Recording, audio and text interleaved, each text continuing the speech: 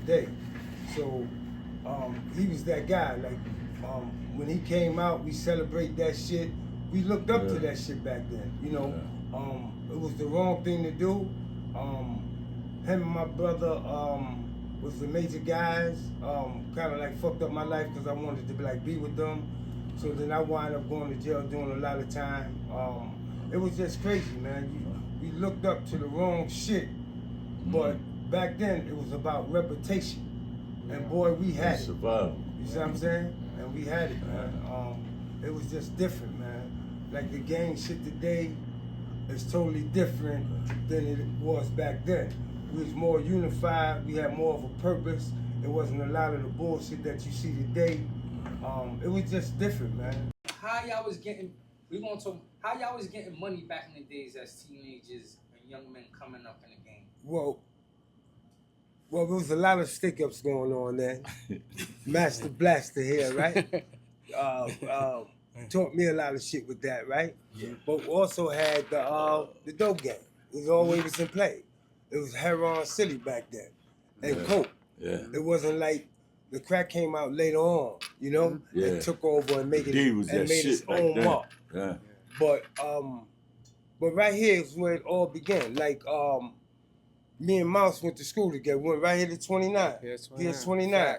Went to 151. So I want to know this: when y'all was in school growing up, who was the dudes that was willing and dealing that controlled the area with heroin at that time?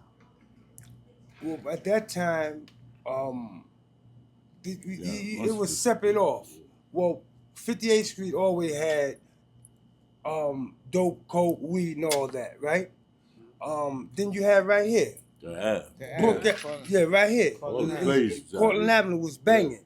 Had A's Bar, 156. right? 156. They had all types of shit coming out that bar, right? All the money boys. So you saying, see, a lot of people wouldn't even phantom that it was a bar on this corner. Right there. Like in the middle of the block. Yo, let me tell you something. And it was crazy. Yeah. So around that time with that bar was there, how old were y'all around? Oh man, we was in our teens, like 20, 21, 17, 18. Yeah, so you know, you had this avenue, Cortland Avenue, used to have all the money getting niggas right here, all over New York come through here. Right. They had Abe's, they had the gambling spot on the corner. They had Abe's bars, and you would see niggas, you know, PD, big niggas, PD, all these niggas come through. Boogaloo. You know, Boo. Was getting plenty of paper. Nick, all them niggas. You know, and one thing about Court Ave, when them niggas used to always come through here, was that they knew how these niggas was getting down on Cortland Avenue because all the money kids come through. And then them niggas getting money downtown in Bronx, they come through. They used to have the games out here. You had some ballers. I'm talking about niggas used to have. What type of, so name a few of the gangs that used to frequent these areas, because a lot of people don't know about, they only know about Blood Gang, Crip, and all that shit they see. What up, boy? Yeah. What gangs, what's the name of a few of these gangs that was running around back then? I'm asking y'all. Back then, you had like Pearls on one side, the Bachelors over here, the Skulls over there on 6-7. You had my man Eddie Ed, with the Ching Ling right up the hill. I mean, with the No Man's right up the hill on 6th. And then you had the heavy bum down on Cypress. You had the heavy bum niggas. You know what I'm saying? And this particular area, this reaching from here all the way down to 138 and Cypress, and was known as one of the most dangerous areas in the Bronx because you had so many people that was coming through out here getting it. You know, it was a lot of money out here. Yes, it was. Talking about the South Bronx. That's right. Yeah. And then we had some local shit, like my Hollywood, my brother, we had TNT Chinese, right? My brother was the president of that, right, Fast? Yeah. Right, Mouse? Yeah.